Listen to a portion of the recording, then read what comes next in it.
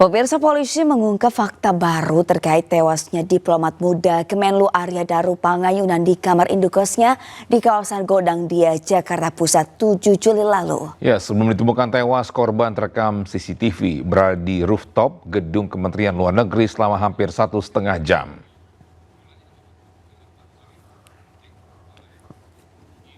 Ya, 2 pekan berjalan, polisi belum dapat mengungkap teka-teki tewasnya diplomat muda Kemenlu ADP di kamar kos di kawasan Menteng, Jakarta Pusat pada 7 Juli lalu. Polisi menyebut penyidikan memakan waktu lebih lama karena sampel dan barang bukti diperiksa secara laboratorius. Dan polisi juga memeriksa 20 titik CCTV dan menggandeng sejumlah ahli.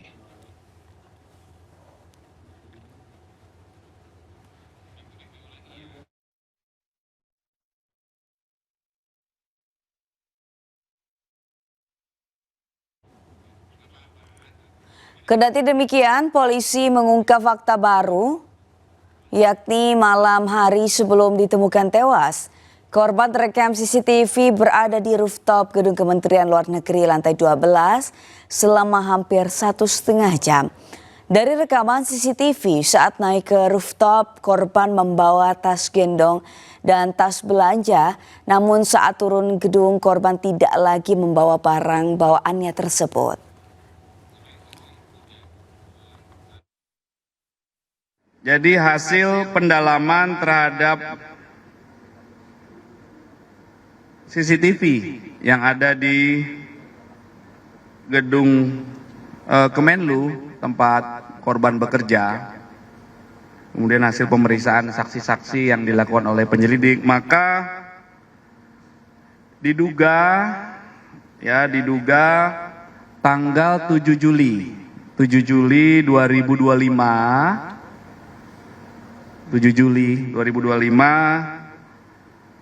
jam 21:43 sampai jam 23:09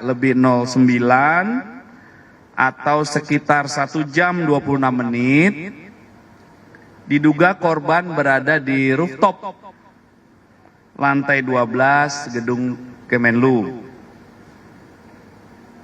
Kemudian penyelidik mendapatkan fakta bahwa berdasarkan pengamatan CCTV tersebut, awalnya korban naik membawa tas gendong dan tas belanja. Kemudian saat turun, korban sudah tidak membawa tas gendong dan tas belanja. Inilah fakta yang ditemukan. Ya, ini masih dikumpulkan terus. Kumpulan fakta-fakta, nanti kesesuaian, apa yang dilakukan korban di sana, dan lain sebagainya. Ya, terima kasih masih bersama kami di iNews Today. Bisa diduga sering terlibat pemalakan pengendara kendaraan bermotor di jalan raya. Ini adalah belasan pengemis dan pengamen jalanan di Sidoarjo, Jawa Timur ini terjaring razia petugas gabungan. Mereka yang terjaring razia langsung dibawa ke kantor Satpol PP untuk didata dan diberi pembinaan.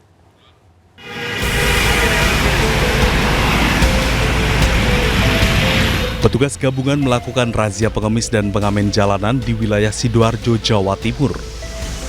Sejumlah pengemis dan pengamen jalanan yang tengah asyik mengamen dan mengemis tidak berkutik saat didatangi petugas, baik yang berbaju dinas maupun preman. Pengemis dan pengamen jalanan yang tidak sempat melarikan diri tidak bisa berkutik saat masuk ke truk untuk dibawa ke kantor Satpol PP.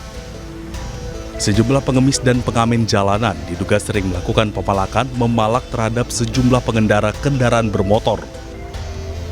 Tidak hanya dari kalangan remaja, sejumlah wanita lansia dan anak-anak yang ikut mengemis tidak luput dari razia petugas.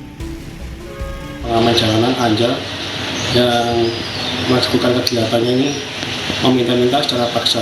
Bahkan kemarin yang kita lakukan patroli di daerah Porong, indikasinya menggunakan senjata tajam.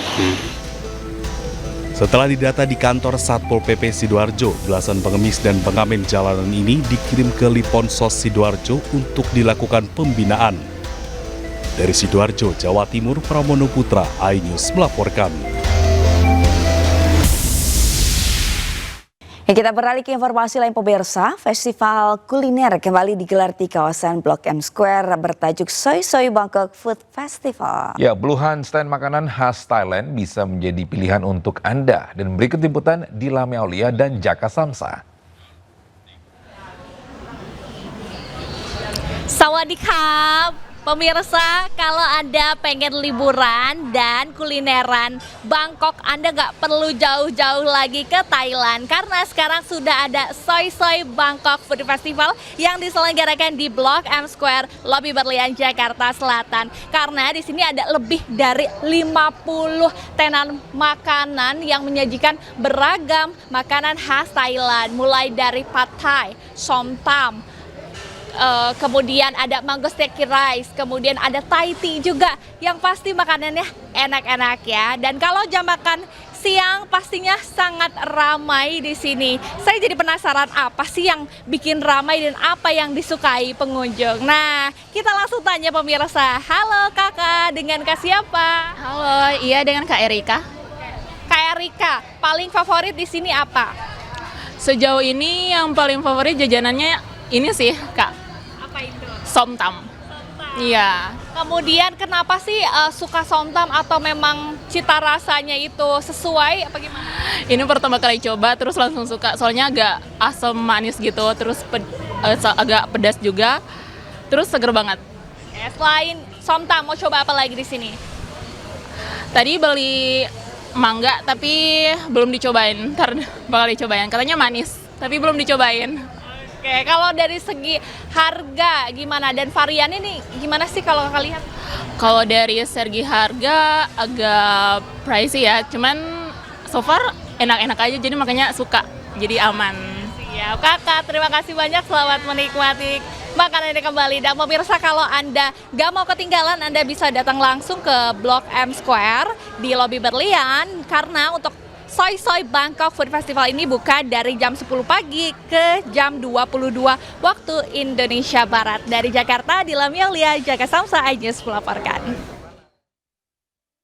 Ya, terima kasih Zila atas ini ya, insight-nya juga, sharing-nya juga ya. Nah, berarti kamu sudah tahu nih ya, untuk diet sehat dan juga bisa bahagia itu gak tahu gimana. Tadi salah satunya adalah makannya diganti dengan nasi porang. Oh gitu. Nasi porang ternyata juga sehat untuk orang yang berdiet. Benar-benar, karena seringkali kalau kita diet itu ini ya pengennya singkat dan instan. Nah, memang harus ada prosesnya.